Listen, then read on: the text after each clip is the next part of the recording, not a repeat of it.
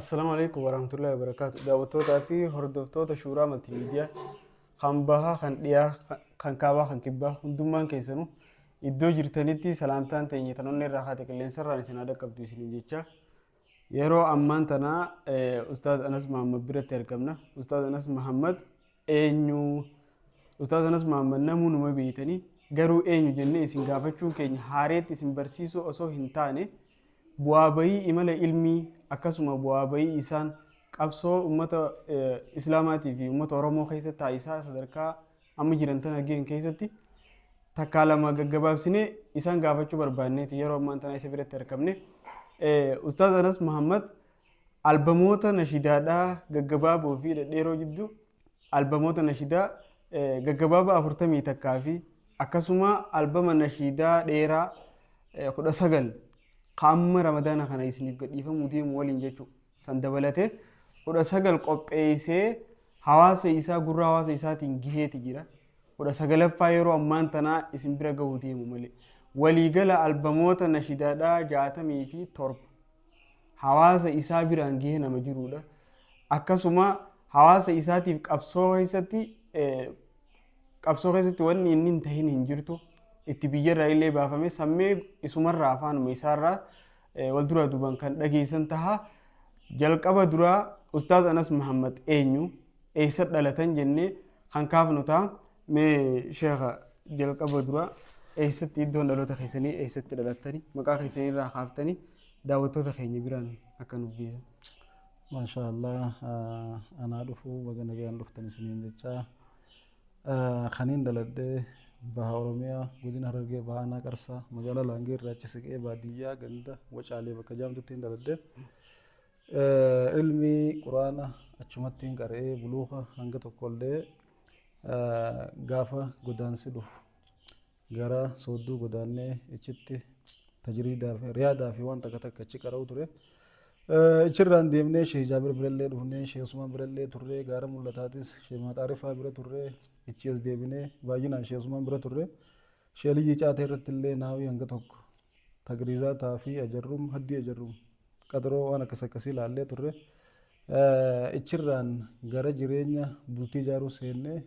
ichumaan adeemsa keessa gara nashiidaatti dhufne anas jechuun kana jechuu barbaadeeti gabaabinumaan darasticha darasummaa keessa ture ammallee darasaa jechuudha. Imala ilmiidhaa keessatti jalqaba ilmii iddumatti dhalatanirraa jalqabdanii jechuudha. Mee bu'aa bahii imala ilmii tana keessatti namoota baay'eedha kan ilmiillee irra baratanii kana keessatti wanti isin mudate hoo jira akkamitti karaa artii islaamaa karaa nashiidaatti seentan kanaas gaggabaastanii namni manarraa baanaan mashaqqatul gurbaa jennee jirti. Rakkoo nama manaa bahee manarraa fagaate mudattu jechuudha. Gaafa manaa gabbaatu as-safaru qix'atu min an-naar jennee nabiin muraa ibiddaati jennee mallee. Imala gaafa eegaltu imala ilmiitiis haa ta'u kan duniyaatiis haa ta'u kanuma waan fedhe haa ta'u iddoo turtirraa hiriyoota wajjin guddatte dhiiftee obboleeyyii wajjin dhalatte dhiiftee haadha abbaa irraa dhalatte dhiiftee gaafa fagaattu numa rakkatta. Beela'uu jira, dheebochuu jira, daaruu jira, daara'uu jira, cittaa'uu jira, dhukkaa'uu jira, miilaan deemuu jira, uffanni sirra ciramuu jira, afata dhabdee lafa galuu jira, teefiinsi nyaachuu jira, cittoon si dhufuu jira. Waa hedduu akkas mudata. Wanta na sani jennee himan hin qabdu. Ulamaota keenya warra nuti irraa baranneetu nu caalaa rakkachaa ture, nu caalaa beelawaa ture, nu caalaa miilaan lafa deemaa ture, uffata dhabee duwwaa galaa ture. Waan ibsatan dhabanii muka shidachaa ture, waan nyaatan dhabanii hagamsaa fi tiinii nyaachaa ture. Teenya waan himan hin qabdu. Ilmii barachuudhaaf biyya teenya keessatti yoo yeroo ammaa taate malee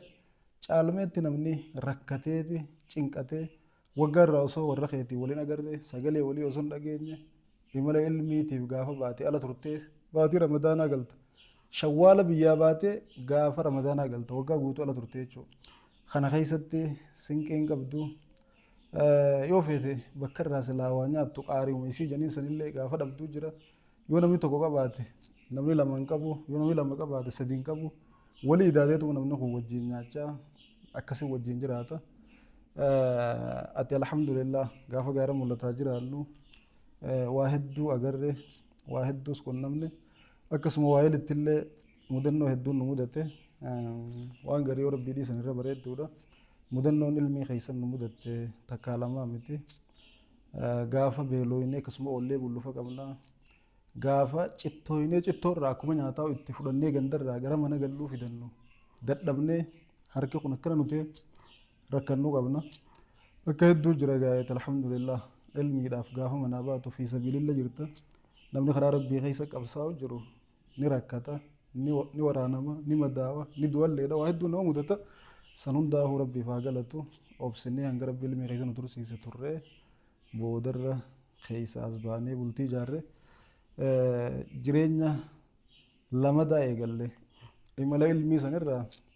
gara imala ilmaaniitti argaanfanne gaafa kana gaafni nashiidaas eegalle waan akkasiiti. Ayyee eega nashiidaa jalqabdanoo qabsoo hedduu ture bara silaa namni ol ba'ee dubbachuu dhiisiiti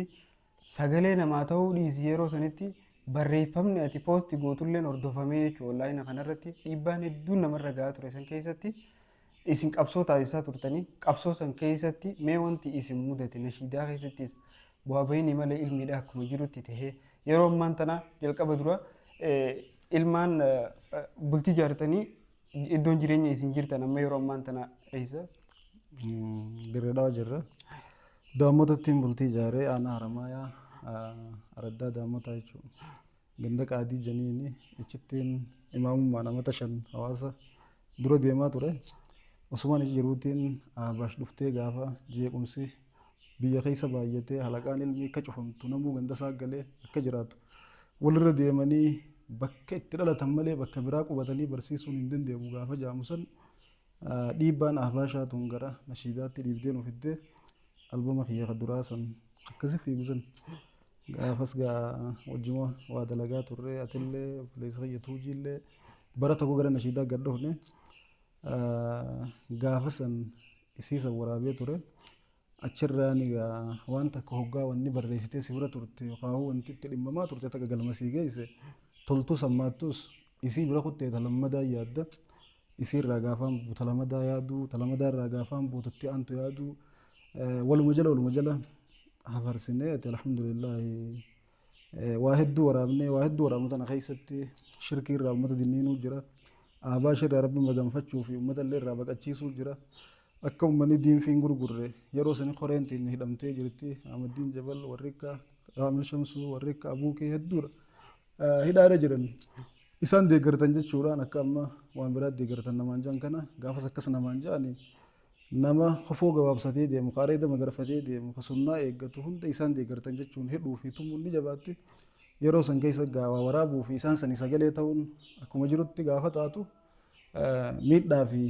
reebichi hin dhabamu. San keessaan osoo ta'aa Abaash akkasiin jirtu ta'u yaan illee ammas miidhaan uleen gubbaa nu dhaabbatti. Hawaasa keenya ka hidhamuu garta, ka tumamuu garta, ka ajjeefamuu garta, ka biyyarraa ari'amuu garta, ka qabeenya isaarraa buqqaafamuu garta waa hedduu sin mul'ata. Gar tokkoon amantiin miidhamna, gar tokkoon sabummaan miidhamna. Rakkoon teenya Oromoota kaanii wajjin takkaa miti. Gandi Oromummaa isaaniitiin yoo miidhaman nuti Oromummaanis miidhamne amantii Islaamaa qabaachuu keenyaanis miidhamne jechuudha. Gara lachuutu ulee lamaan ta'uu jirra. Yeroo san keessatti kawa waraabuu eegalle rakkoon jirtu tun waan biraa dubbachuu sitti hin dhiiftu. Osoo rakkoo agartuu waan biraa gubbaan tarkaanfattee dubbachuun ni ulfaata waan ta'eef rakkuma yeroo san jirtu san ol baafnee dubbachuu turre. Waa'ee koreelee sanii sagalee tahuu, Abaash jalaa uummata qabuu, toohidatti uummata yaamuu, shirkii irraa dinniinuu, kabarnoota jiru barnoota irra jabeessuu, kabarsiisuu jiru barsiisuu irratti akka inni jabaatu cimsuu waan akkasii irratti gaafa xiyyeeffannu. Abaashis lafaan ukkaatee sanuma keessa if eegaallee waan waraabnu gara mootummaatiin akka gara meeqaan waliin bu'insi argamee asiin Abaashiin waraanu jira isaan isarra nu ni daamne hanga tokko irraa if eegaate diddeen harkaa bahaa if eegaatuma akkasii waa waraabuu turre gaafa jabaatteen harkaa futtaatu ballichaas mataa dhayii gaafa sani gaafa ballicha mataa dhayii nu sani gaafa sirraa kaasee gaamanan bullee akka feenu nuu tahii ballichaas mataa dhayii gaafa jennu dubbiin ni hammaattee rakkoo yeroo san ijoolleen teenyatti jirtu ajjeefamuu, biyya ari'amuu, hidhamuu, tumamuu, reebicha adda addaa waan uummata keenya irra jiru san laalleeti lubbuun teenyaas ijoollee du'aa jirtu san irra qaalii miti warra biyyaa boo jiru san irra teenya jabduu miti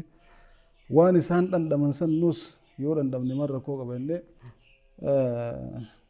itti cabsine waggaa itti cabsine baadiyyaa keessa namni mul'ata magaalaa gurguddoo seente hedduu namni san argu zamana sana akka irraa miidiyaa hin heddummaanne dhokachuu ni dandeessa baadiyyaa keessatti immoo yoo ati ol mul'attee waa dubbatte suma tokkichaa kana qofaan mul'ata baadiyyaa keessa biyya guutuu namni waa dubbatu waan hin dhokachuu hin dandeessu namni waa dubbatu waan hin jirreef akkasitti ari'amne yeroo hedduu dhufanii manallee na barbaadanii na dhabanii masjiidallee dhaqanii kopheen seenanii na barbaadanii gaafa na dhaban qaban gaafa karaffaa wal bira kunnuu qabna gaafa saree dangumaa nama qabu kanallee waan hin qaqqabuun se'u ijoolleellee hin fakkaadha wahuma sansanii sababaa naatee yeroo hedduu rabbii wal nu ta'ee wal bira kutaa turre osuma akkas keessa jirruutiin gumaan ijoollee teenyaa ni baha waan jettu sanillee barreessee ammas yeroon baqadhee direedhaa dhokadhee halkanii guyyaa mana tokko keessa taa'utti gumaan ijoollee teenyaa ni baha sanillee waraabe gaafaan isiisanis waraabu rakkoonni hammaattee daran jabaachaa deemte hiriirnis walitti dhaabbatee mormiin ni finiinte qabsoon itti cimte warra uummata kakaasa jedhanii yaadan keessaa tokko ana waan ta'eef biyyarraa bahuufiin dirqame akkasitti baqadhee keeniyaa dhaqe ana achi jiru gadhiifamte gumaan ijoollee teenyaa ni baan sun jechuudha. Egaa sii deemte booda. Egaa asii deeme booda. Akkasitti turree keenyattis gaatee uummata keenya sagalee ta'uu hin dhiifne akkaan ichi dhaqeen uummata keenya kan hidhannoo dhabuudhaan diinni qe'ee isaanii irratti qaqqalaa ajjeesaa miidhaa adda addaa irra raawwachaa jiru kana laaleetiin naannoo Amaaraa jidduma san dhaqanii uummanni meeshaa manaa qaban waan ta'eef irraa deebisan gaazii yeroo sanitti keenya immoo waan ittiin irraa deebisu dhabee yeroo hunda dhuma waan ta'eef bira dhaabbannee hanga dandeenye nama keenya haa jabeessinu humnatti haa goonu jee kan biyya hambaa jirtan yaalmaan Oromiyaa kan biyya adda addaa keessa jiraatan nagayaan jettee nashiidaa takkaa jiratanii gaafas jalqaba kan ichi dhageenye waraabe kan biyya hambaa jirta yaalmaan Oromiyaa biyya adda addaa keessa kan jirtan nagayaan namoonni beeytanii nuti hin qabnu fayyaa humna dhabuu keenyaaf dhumna halkanii guyyaa dafaanu dhaqqaba lafaanu ol qaba jette qayroon biyya dafaanu dhaqqaba lafaanu ol qaba jette ijoolleen biyya isiisaniin jalqabarra waraabe rakkoo wayii jidduu na mudannaan rakkoo fi balloos rabbumaa qabatee takkaa ture. Isiisanillee rakkoo fi balloos rabbumaa qaba garii ol qaba gariis qaba efiin fedhuu namu waa dhaba tanaaf jecha namni maa wal jibaa waan tuqaa waraabe yeroo nagayaa firri hedduu yeroo rakkoodha biraan gartu dhabame osoo si dhiise wayyaa foon keetti nyaata halkanii guyyaa kan kalee wajjin turree nagayaan ani rakkanaan naaf dhabee ayaa citarra afee dhoysee allayyaa mataan na nagaa haltunaa wayyaa itti yeroo sanii mudannoo na mudatteedha ichumarraan kaanee egaa nu ilmaan jaarraa abbaa gadaatiin suma bilisoomse Muusaaf qawmii isaatiin itti fufnee hanga gaafa Muusaa injifannoon sii galche Misratti nuti nu galchi biyyatti Nasriitiin nuufi diinus galchi biyyatti hangachiitti yaa rabbi sumaan nu godhe orma baqatee jiraatus geerarsa wayii eega xiqqoo rabbi nurraa guute booda geerarrees waa hedduu chiddaleeyne biyya san keessatti albama afuraffaa albama shanaffaa jahaffaa torbaffaa ichitti waraabe nashiidaan xixiqqoon hinga san jala waraabu mudannoolee uummata keenya mudatu irratti yeroo yerootti Aliyyi Saabifaa wajjinis Najjaashfaa wajjinis anaa barreesse barruun tiyya walloo yadaloon tiyya isaanillee barruu kannee fi anis qabadhee isaaniifis akka silaa gaafii fi deebisaafatti gaafa garii wal jalaa qabaa akkasitti waraabuu turre gaafa uummanni Booramaa rakkatu gaafa uummanni keenya daangaarraa Baabbilee fi Cinaaksan akkasumatti gara Mayyuu Muluqeetiin gara Booranaatiin gara Gujiitiin gara Baaleetiin daangaarra gaafa isaan waraanama minoon sagalee taafii turre alhamdulillah waan uummata keetiif daleeyde gaattiin gaabbituu yoo hidhamteefis yoo tumamteefis yoo beelooytee dheebotteefis yoo biyya ari'amteefis yoo ittillee duute waan si gaabbisiisuu miti nama gammachiisu haqarra jiraattee haqaaf dhaabbattee miidhamuun gammachuu malee gaddaa miti injifannoo malee injifatamuu miti hedduutti gammanna uummata keenyaafis ta'e amantii teenyaaf rakkachuu ari'amuu biyyarraa baafamuu waan akkasiitti waan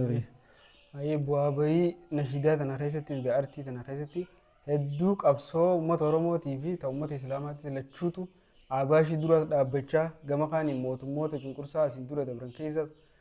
yeroo itti namni keenya gatamaa ture san keessatti san duras dhaabbachaa ilaa bakka tana geesse takkaa sagalee hawaasaa ta'uurraa gaa akkasumaanu ibboo dandeebine itti baqattee biyyaan baadheetee biyyaan baarraa eegaas deebitees haala walumaa galattuu ati haaluma jireenya keetiitu namni ni hubata jeetii yaada ammoo kana keessatti bu'aa bahee kana keessatti dhiibbaan hedduun sirra gahaa dhufte kana keessa mee bu'aan ati nashiidaa tana baasuu tana keessa bu'aan ati harkatte gama keetiin haala jireenya keetiitiin bu'aan ati harkatte ni jira bu'aan. Wallahi waan takka hoggaa dalaydu tarabbiif dalagamtu rabbi jecha dalayda ta ummata keetii dalaydus akkasuma dalayda ta faayidaa teetii dalaydu jiraattees faayidaa teetiif dalayda gaafa faayidaa teessan irraa dhabde immoo ofirraa dhiifta waan sun Akkas wanni dantaa fiitii jecha dalagan yoo dantaan san dhabamte chuma dhaabbachuu cuma dhaabbatti. wanni immoo onnee irraa rabbi jecha dalaydu hawaasa kee ittiin ol mataa qabachiisuudhaaf dalaydu akka feete irraa dhabuudhaaf waan barbaaddu dhabuudhaaf rakkachuudhaaf beela'uuf dheebochuudhaaf hin dhaabbattu daddagalfatteetuma akkasii dandeemetti waan uummanni keessirraa eeggatu san hanga rabbi sii laafisee dalagaa deemta jalqabarraa gaafa waa waraabnu karaa wallaaluun bakka itti waa waraaban wallaaluun waan ittiin waraaban dhabuun hedduu nu rakkisaa turte qarshii ittiin waraabnu hin qabnu bakka itti waraabnu hin beeknu lachuutu rakkoodha rakkoo san keessa turreeti adeemsa keessa rabbi rakkoo sanillee nurraa hiikee gaafa bakka itti waa waraabnu barru ammas waan ittiin waraabnu dhabnee rakkachuu turre qarshuma ittiin waraabnu baadiyyaa keessa jiraanna yeroo sanitti namni amatarraa yeroo takka waa harkata qarshii ittiin deemtee waa waraabdu harkachuun ni jabaatti namni si beekee si gargaarullee hin jiru itti himtullee namni si gargaaru way waraabuu deema akkana jetteen maraataa fasisee waa waraabuu tan akka ajaa'ibaatti ka gaaraa godhee ilaala namni keenya hin dandeemtu waan juutti amana waan ta'eef si kanaatu deemee waa waraabee sagalee ta'e uummata dhageessaa nu dhageessaa waan juusaa hin amanu firraa ifumaatti rakkannee itti cinqannee hanga rabbiin nu laafise takka itti dhiibannee waa waraabna tatakaffaa waraabde lammaffaa waraabuudhaaf ammas deebitee rakkatta lammaffaa gaafa waraabdu sadaffaa waraabuuf deebitee rakkatta sayyoo waraabdu afuraffaa waraabuudhaaf hedduu rakkatta amma afuraffaa sheemikaalu seen rabbi jazaa kafaluu fi asumatti waraabuudhaaf qopheessee ture allahumma surnaa zan asitti waraabin adaama dhayina ajii adaamaa nageessee gaafas nura ludaatu haa galatoomanii ustaas xaalibuun faan nu gargaaraa turanii anammoo gaafaan adaamaa dhaqu osoon isaan hin mariisiniin dhaqe sheemikaaliin nageesse akkuma achi dhayneen wal quban qabnu waan ta'eef xiqqoo bubbulii yeroo gabaabduu boodarra mari'annee ol deebitee waraabdaahii yaanni juu dhufe maallaqa hangumaan noolii oliin dhaqu sanii manaa fudhadhee deeme hanga sanuu akka jabattiin harkadde waan hin gadi hin deebi'uun qabu yeroo san keessatti jecha kun gaafa naan ja'amu dachiin tun naan ol kaatee kara samii kanaan ol kuttee suudachii gannaan deebiti amma noolii dhabeetiin rakkadhee dhufe maaliin hin gala maaliin ol deebi'ee waraabajee hedduu takka rifadhee ture sheemikaaliyoon dhiise walumaan dhiifna yoo waraabnes walumaan waraabna uma yaadin naan jedhanii na jajjabeessanii obboleessa keenya tokko Abdulbaasiit jaamanii garuma san keessa jira gaafas waan ustaazana sol dhaqeef naa waraabsisa malee abadan dhiisee hin galu meeqa baaftiyyee nu gaafate kuma afurii waraabne gaafa san kuma afuran saniitu guddoodha kuma dhibba afur ammaa tana caalti kuma shan godhee nu ergee kuma takka wacii godhannee noolii godhannee ittiin nyaachaa turre ittiin dhugaa turre ittiin galuullee dandeenye waan see ajaa'ibsiisu ni yaadadha haadha manaatiif illee qarshii mormaa isuma san irraa bibbinnee fi dhufnee hin baana baraka qaba maallee ni gaafa sanii akkasitti obboleessa kiyya san hedduun galatoomfadhaan mallee rabbiin akka carraa ta'ee nuu deeggarsa baalee geessee dalloo mannaati as deemu bakka faxara bakka qursii itti nyaatan wayii itti waliin nu fidee rabbiin wal nu garsiise isaa makiinaa oofu nuu makiinaa irraa bu'ee faxaraaf lafa gafface nu beekee gaafa ni dhufee nu qabu ajaa'iba takkaa suuraa isaallee argee hin beeku ati Abdulbaasiitiin waan jenne kamatti wallaahi siin rabbi na beeyse akkasiin wal agarreetiin galatoomfadhee hedduu takka poostillee godheetiin ture nama guyyaa hamaa na bira dhaabbatee anaa gaddee qalbii cabee akkaan itti waa waraabu dhabee waan hin waraabuun dhabee duuba deebi'uudhaaf noolii dhabee rakkachuu jiru nooliis na godhee sinqii nu godhee nuus waraabsisee waa hedduu nuu ta'e akkasii waa waraabaa turre gaafasi gaddeebinu istuudiyoo wal caalti maallaqaan ol kaatuu jira tamaaleen isii gabbu'aa jira ta ol kaatuu san humnaaf hin dandeenye waan ta'eef bakkuma gabbuutu sanitti sagalee teenya hedduu waraabnee uummata keenyaaf sagalee ta'aa turre gaafa guyyaa waraabuu hin dandeenye halkan waraabaa sagaleen teenya hedduun mootummaa gaafasiisan balaaleeffatte rakkoo uummanni keenya yeroo san keessa jiran ibsiti mootummaa kana irra ka'aa fincilaa ofirraa buusaa waan jiru keessaa qabdi waan ta'eef namnummaan silaan waraabu sanuu ni sodaata. Yoo dhufanii kompiitara kiyya ilaalan akkamiin taa'ee amma rabbi rahmataa godhuu fi duulaan gaafa ballichaas mataa dhahisan naa waraabu gumaan ijoollee teenyaa ni baas gaafa naa waraabu halkan waraabe ulaa cufatee halkan waraabe hoggaa waraabee naa dabarse booda musan firraaqe kompiitara isaa akka istiidiyoon san hin jennu istuudiyoo dhufanii yoo ilaalanii as keessa arkan dandiisan jee firraaqee naa kanne akkasii waraabuu turre alhamdulillah wanni irra arkannu immoo waa takka illee hin jirtu wanni nuti arkanne yoo jiraatte jaalala uummata keenyaati ummata keenya ummata nu dhageeffatu arkanne ummata nu jaalatee waan nuti jennu jaalatu arkanne ummata ergaa teenya nurraa fudhatee hojiirra nu oolchu arkanne ummata nu jaalachuu keessa waan nuti jennu jaalachuu keessa yoo walgahii takka gubbatti waltajjii takka gubbatti nuti mata duree nashiidaa teenya irraa tu'ine oofanii isaanii nu dura fixa jechuudha. Sadarkaa nurra isaanii beekannee harka kan nuuf takka gubbaa ummata nuun gaheedha ummanni keenya nullee wanni gammannu ergaa teenya hawaasni keenya qeebalanii nama hedduutu Allahumma surnaa saniin shirkii irraa dhaabbate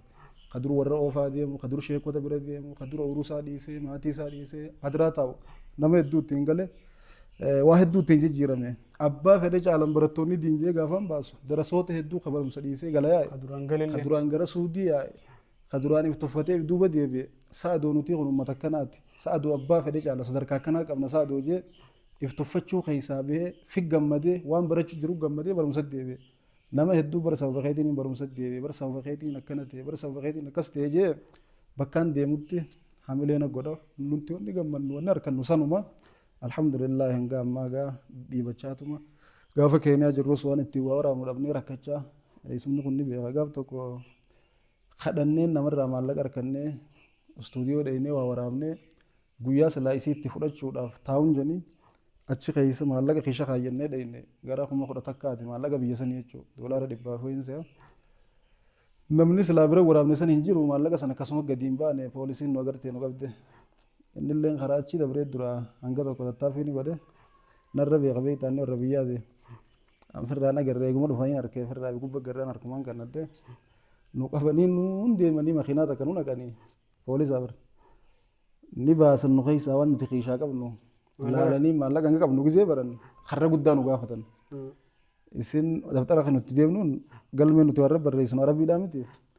maqaa biraa isinii baafnee isinii yoo maallaqa hangana kan nu baattan janii makiinaa nu naqanii maallaqa nuti qabnu eega baran booda akkasan dhiisaa nuti isaanii hin jenne har'a guddaa nu gaafatan boodarra kan nu baasanii ammaas nu deemanii bakka ho'i nu geessanii akkana ija namaa nu daatanii waan keeshaa qabnu hunda keeshaa keessaa nu guurratanii kattinaan nu jira beeku keeshaa keessaa nu guurratanii uuma salaatti waa waraabuu deemnu sanuu nama kadhannee namarraa fudhanne sanuu nu keeshaa fudhatanii qullaa nu gadhiisan tasilaa nu keeshaa fitillee tasilaan olii godhan nu baafnee kan inni naareenilleen qeyaama isinirraa fudhanne jeetiin tasilaa fitillee baasee jaaketaa keessaa kannee ofirraa waa takka hin qabnu meeqaa isin galchan hin jenna shilingi 60 immoo maali jenneen bakka irraa dhufne itti galuudhaaf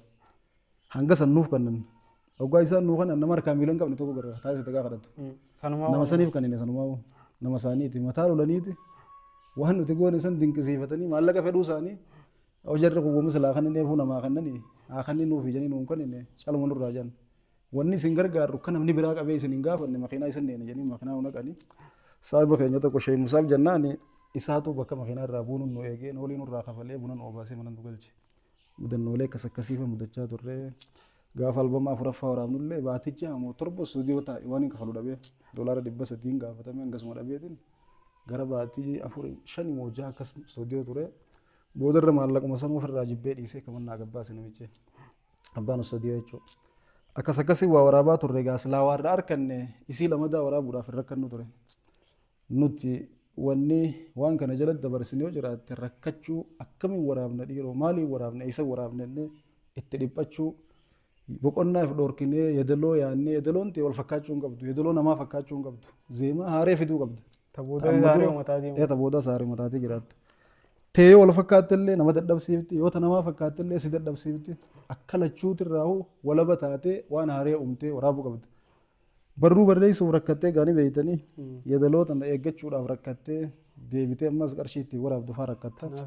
Waa dilaatu jira. Hanga ammaati uummatuma keenyaaf sagalee ta'uu bakka rakkoon uummata keenyaa jirtu deemnee ilaallee imimmaan buufnee uummata keenya waa qaburraa waa fuunee isa bishaan dhabee bishaan baasuu isa waan nyaatu dhabeef nyaata geessuu ijoollee waan itti barattu dhabdeef dabtara geessuu wama akkas akkasii irra jirra majlisoota ilmiidha kajaaramuu barbaachisu deemnee irra hirmaannee beekamtii rabbiin nuu kanneen sagalee taanee fi kajaaramu sheekonniin qubatin akka qubatan majlisni karatti hafee jiraate akka galma ga'u madrasaan qara dhaabbatee jiraate akka galma ga'u wama akkas akkasii eega biyya galle alhamdulillah dalagu jirra biyyaa bahuun keenyallee biyya deebi'ullee isin hundinuu khayruma eega gara biyyaa deebine rabbiin keenya nuu laafisee hanga nu dandeessisetti masjiidota hanga tokko jaarree jirra majlisoota hedduu sagalee taanee jirra madarasaa hedduu sababa keenyaan galma ga'ee jira gammachuun teenyaa fi arkanni keenya kan nuti arkannu tirfeen teenya kan nuti arkannu ummata gaafa waan akkanaa godhaa jenneen hayaa jee lafaa nuu keen wajjin godhu ummata yoo ergaatti gad dabarsin ergaa teenya san tolee jee nurraa fudhatee hojiirra oolchu ummata akkanaa qabaachuudha alhamdulillah hawaasa keetii deemtee bakka bishaan hin jirre bishaan sagalee taatee fi baasuu caalaa madarasaa ijaaruu fi caalaa masjiida ijaaruu fi caalaa wanti si gammachiisu hin jiru kanuma gammadaa jirra jechuu kiyya wanti nuti arkannuus tanuma. Kana keessatti isin waa takka harkattanii jirtanii jechuudha. Amma kana keessatti nashiidaafis kophaa rakkachaa hawaasa keetiifis sagalee ta'uudhaafis kophaa rakkachaa kana hunda keessatti jechuudha. Akkasii waan beekamtii yeroo harkattan kanatti hawaasa keessan isin gizeetti dubbattan isin dhaga'u kanatti kanarraa fuutanii masjiida ijaaraa bishaan baasaa fi iddoo bishaan hin jirre bakka tanaan geessanii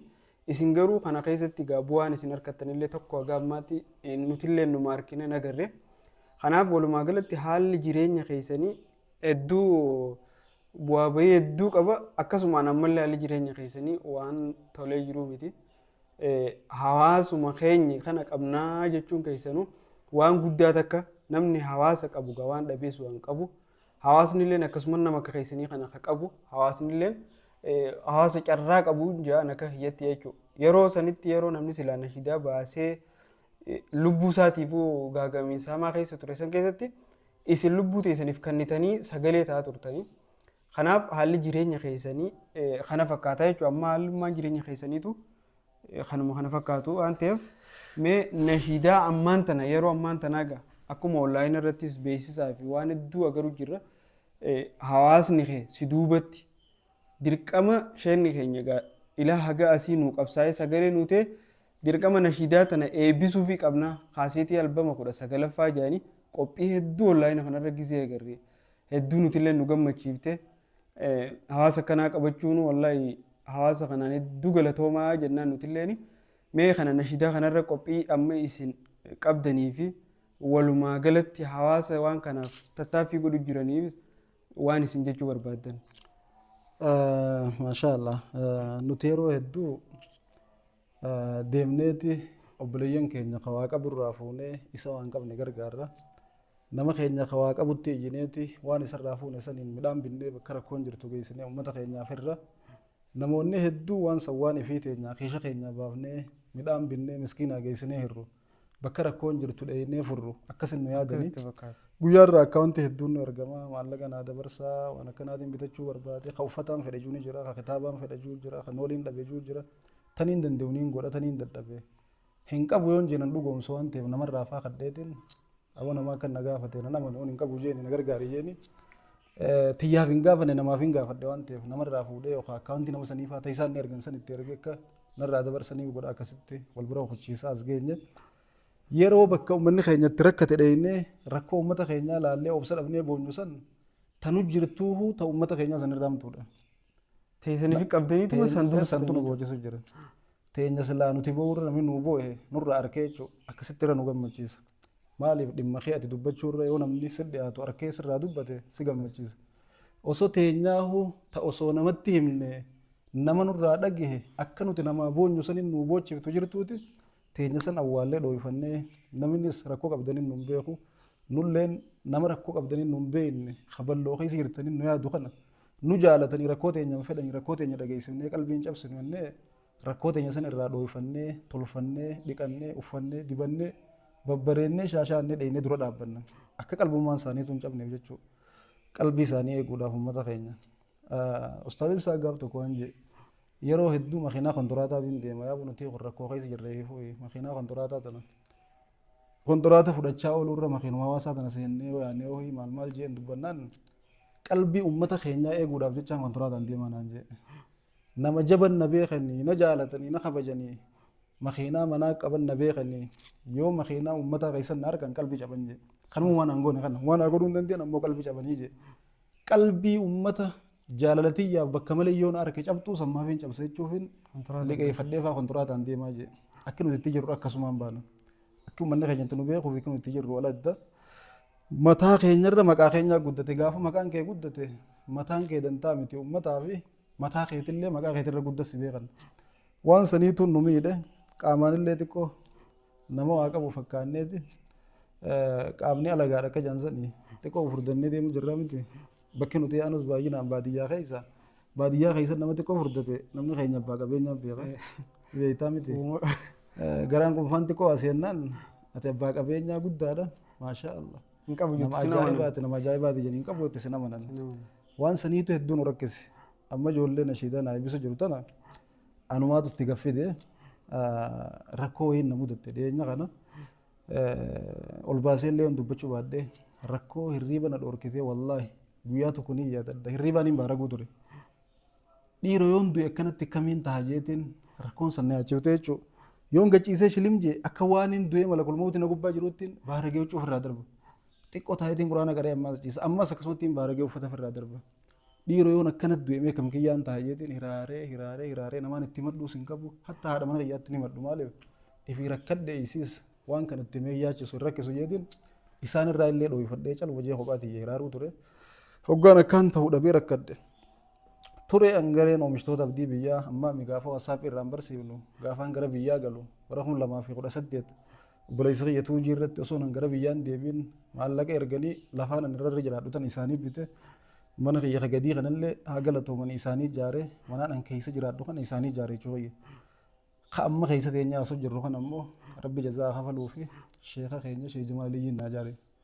rabbi umurii isaanii haa dheereessu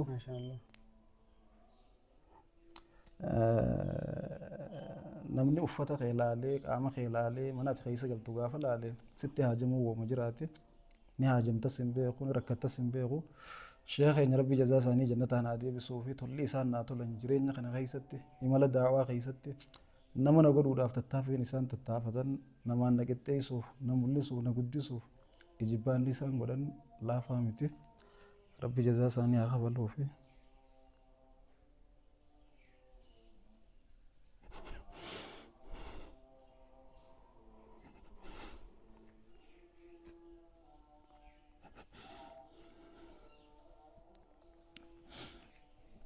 akkasitti rakkoo san obsuu dadhabee firraa cinqame guyyaan du'anillee hin beekamu waan namaan irra jira wani namaa san humna tiyyaa olee galchuu hin danda'u waan namaa tanaa wajjin du'ee waan qabrii galee gaafii rabbi bira na eeggattu na jabaachuun ooltu na dirmadhaa jee anaatu nama biraa namaan isi dubbatu dhabnaan ijoollummaan barsiisu tana waggaa hedduudhaan humaa isaan hin gaafadhu akka nama biraatti illee nashiidaan aybisaa jee waggaan isaan hin rakkisu arrammoo na jabaannaan amiira naat dubbisee waan akkanaan na qabate akkamiin ta'a mana aanu goran malee mana aarutti hin goranii gara biraa dhabnaa inni isa dhufe jeen itti dubbadhe innillee narraa qeebalee rabbi jazaa isaanii haa kafalu waan san sagantaan tun wal mari'atanii qophooyte garuma keessaatiin isaan biratti sagantaan godhamtee akka dhumtuu dhakkee aannee turre garuu sagantaan shabbo irratti eda haasa'uu turre yeroo san keessatti gaafii gammeen na gaafatu keessatti akkaan nashiidaa irraa humaan harkanne gaafani na gaafatu irraan harkadhu rakkachuttuu hin jira garuu uummanni maqaa keenyaa guddaa waan ta'eef nuuf hin beekanii sadarkaa gargaarsa nu gargaaraa jedhanii na gaafatan gubbee jiranii ana immoo eefuu nama gargaarsatti haajamu akkana jecha irratti rakkoo xiyyaan takka dubbadhee ture sababa sanirra dhageenii obboleeyyan hedduun kaleessa na dawwalaa turanii uti rakkoo qabdas hin beeknu seerra akkatee takka har'uma dhageenye malee quban qabne maamuloo isi ta'anii akka sagantaan tun bal'attu isaanii dhiibbaa na godhee miidiyaa irratti illee akka isiin baatu godhe malee akka miidiyaa irra baatu hin feene ijoolleen san dandeessee waan sayyoon irraa kafaltees haa kafaltu yoo dadhabdees akka rabbii godhee hanga dandeessu gootee ta'an rabbiin itti kadhaa naaftu jeetiin tanuma isaanii san qofa irra gabaabbadhe alhamdulillah ummanni khiyyaa galatoomanii rakkachuu khiyya dhageenyaa namni hedduun na dawwalee booya ni jirra akkamitti osoo nuti jiruu rakkattayyee nama hedduutu hamilee natti hore an ummata keenyarraa silaahu rakkoo ta'ee ol baaftee himatte malee namni kanumatti rakkoo qabda jee si beekee siin dirmatu si babbareedee tottolfatee deemu kana wayii dhabdan namni sin beeku angaafaan keeniyaa jiru sun eessumni bayaanni beekanii yoon qarshii harkadhee suufa bitadheetiin bareeffadhee deema namni gara biyyaa galuuf deemuuf inni rakkate tokko tokko noolii ana gaafatan kan hin qabneen gaafasis liqeeffadhee namaa kan nuufii ture uffatuma kiyya laalanii biifti jalaalanii namnitti hajama maaliifin akkas godha abbaa kiyyaa gaaf tokko waan yoo rakkatte tottolfadhuu bareedii deemii akka nama rakkoo ta'e sirratti hin garre gaafa waa qabdu immoo yoo feete olii ganna qabee ka fedhe ta'e deemii jaa waan sanit dalageetiin akka nama rakkoo ta'e janarratti arkee rakkanne kaanis yoo kayoo rakkoo ta'e arkee si tuffatu jira sunilleen rakkoo ta'e arkee akkana gammadeen an tuffanne tottolfadheetu hoosee deema akka nuti turre akkasi hanga ammaatti illee tasgeenya akkasi ammoo uma jabaatii ol na baay'ise ol baafnaan obboleeyyan ni jirra janii gaafa isaan onnatanii booyaadhaa ija bimmaaniitiin na dubbisan kun osoo lubbuu xiyya sii kannee jaa kun qabeenyaam lubbuun teenyaa usitti qaatti jaa ummata akkanaa qabaachuu kiyyatti hedduu gammadeetiin ammallee walii yaa'aniiti garagararraa iddoo garagararraa biyya garagararraa sagantaa sammiidheessuuf jibbaata godhu jiranii keessumattuu ijoolleen biyyaa akkasuma ijoolleen Saudi Arabiyaa aanaa galatoomanii hamileen isaan godhaa jiran ta'a ajaa'ibaatti akkasuma ustaazonni keenyaas keessaa hedduun isaanii gaafa rakkoo xiyya dhagayan hanga isaan naa laalatan hanga makka isaan naa quuqaman nam mul'isaniitiin hedduu takka gammadu jira rabbii wajjin waa dhiisu ummata akkanaa qabaachuun qabeenya caalti an rakkoo xiyya dhooyfadheetuma yoo tarabbiin dhuftes ummanni keenya xabiyaa irraa eegaa iduute booda hedduu siif nahan yoo rakkoo ta'e harkan ijoollee teeti eegaa iduute booda mana ijaaruu ilmaan kee gargaaruu ka'atuu guyyaa tokko mana bareedaa keessa galteen beeyni ijoollee teeti gojjoo ijaaraniif eegaa ta'e kutte booda akkisan nama keenya biratti waan baramaadha dhukkubsatee namni keenya waan ittiin yaalamu dhabuun rakkatee waan nyaatu dhabee beelaa fi agabuun daaraa kutamee du'uun eeganni du'e booda immoo uummanni isaa booyuun wooma harkaa jirrudha yoo waan biraa dhabee gaafaan du'e naanii booniyaa jeetiin hanguma san irraa qabadhee taa'u ture amma immoo lakkee eega duute siin boonyu osuma jiruu walii boonya ni jirra janii walitti dhufu jiran inshaallah sagantaan iftaanii yoo rabbiin fedhe alada ollee galgala isniinaa ramadaana galgala 13ffaa jechuudha waan akkasiiti haatee bareeddii jennaan karaa kana dhufteeni gartaasanii itti gayyaana ammaaf ammoo naa onnatanii kana walii yaa'u isaaniitiif haa naa galatooman ulfaadhaa galatoomaa kumkuma alla maganiin jaan. Daawwattootaa fi hordoftoota Shuuraa Maltiimiidiyaa kunoo qophiin Ustaaz Anas Mahammadii waliin gaggeessaa turre kana fakkaatti. Kana caalaa Ustaaz Anas Mahammadii irraa wanti isin dhageessan ni jireenya yaadu. Maaliif yoo hojjetan taate akkaataa haala jireenya isaa haasoo kanarraa namni isin hundinuu ni hubattan. An kanarratti wanni niin jechuu barbaadu jabaa fi abbaatu jabeeffataa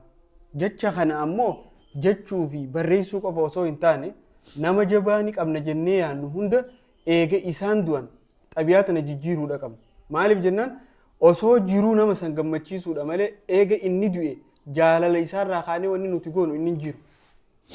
Inni uummata kan jiru eega inni deeme nama san jaalanna jennee ilmaan isaatii fi isa kasilaa jabeessuu qabnu ilmaan isaa kana isarraan bare. Isa jabaa kanaatu akka ilmaan isaa jabeessinu nu taasisa. Kanaaf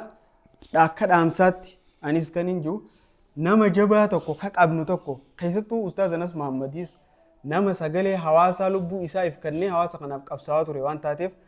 yeroo ammaan tana haalli jireenya isaaniitis kana fakkaata. Jabaannaan ol baafadhee malee silaa waan ol baasuu miti rakkina kiyya dhooyfadhee bareeffadhee hawaasa kiyya biratti akka isaan rakkina kiyya harkanii qalbiin cabneef deemu jira. Kanaaf hundi keenyaa'u sagantaan as deemti. Sagantaan tunis ji'a Ramadaanaa kana jechuudha. Guyyaa 13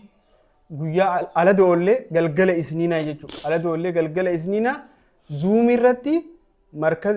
irratti garee oomishtoota abdii biyyaa irra gaggeeffamti. Akkasuma warri zuuma akkamitti dheene jettanii rakkattanis iimoo irrattis garee oomishtoota abdii biyyaa banamee jira. Liinkii isiniif ergina. Iimoo irrattis akkasuma gaggeeffamti. Zuumii irrattis gaggeeffamti. Yeroo sa'aan isin gaggeeffamtu so'uma takka tahee iimoo irrattis kophaa zuumii irrattis kophaa. Kanaaf maal godhu yaana yoo ka jennu taate albama nashiidaa sababeeffannee albama nashiidaa 19ffaa eebbifna haa jennu malee eebbiti nuti kaasita 19ffaa eebbifnu waa takka gahaa miti. Maaliif jennaan nama kana akkamitti utubna nama kana akkamitti jabeessina osoo jiru Shaanas Mahammad motorsaayikila tokko namni bitee fi motorsaayikilli sanuu har'a cabee jira. Motorsaayikila san namni bitee fi imala daawaa baadiyyaa keessa saniin olii gad deema. Hawaasni keenya yeroo isaan akkana hawaasa keessa olii gad rakkina hawaasaatiif dhimmamanii deeman nama makiinaa deemu itti fakkaata. Nama makiinaa qabu abbaa qabeenyaa itti fakkaata. Akkuma inni dubbatee rakkina kiyya dho'iseetiin hawaasa kiyya qalbiin cabsu jee haala saniin deemaa jira. Motora tokkichaa namni biteef sanuu caphee ammaan tana motora saniis hin qaban. Imala daawaadhaa deemu jiran kan akkuma rabbiitiin deemu jiran gaa. Kanaaf mee maal godhuu qabna waan jedhamu isin hundinuu ni beektan namni hundinuu jechuudha. Kana waan walitti himnuu miti. Irra deebi'ee nama jabaa ifi osuma jiruuti waa hunda godhanii fi akka silaa irraa gammannee irraa jaalannu san akka silaa inni nu ta'uu barbaadu taaneefi nutis imala daawaatii fi hundumaa'u makiinaadhaan akka isaan imalan yoo goone hedduu bareeda. Eega isaan addunyaarraa deeman rakkina kanaan ilmaan isaatiif makiinaa bituun ilmoo isaa tana isarraan barree waan taateef ilmaan isaatiif jabeessuun haanuma jiraattu hin jabeessina jechuu osoo hin taane jalqaba namni jabeeffamuu qabu ilmaan isaa kan makiinaa binnuuf sana osoo hin taane isaa fi kan makiinaa binnu. Kanu fayyade isa laal. Kanaaf waan kana xabiyaa tana jijjiirrannee eega du'an osoo hin taane osoo jiranii haa jabeeffannuu isiniin jenna. Akkana sagantaa guyyaa sagantaadhaa isniina guyyaa alada oollee jechuudha. Alada oollee galgala isniina imoo irrattis kophaa gaggeeffamti, zuumii irrattis kophaa gaggeeffamti. Kanaaf hundi keenyaa'u hin hafnu hin hafinaa isiniin jenna. Hundummaan keessanuu bakka isin jirtanitti nageenyi onneerraa burqee iddoo isin jirtanitti isin haa gahuu isiniin jenna. Wassalaamu alaikum warahmatullaahi wabarakaatuh.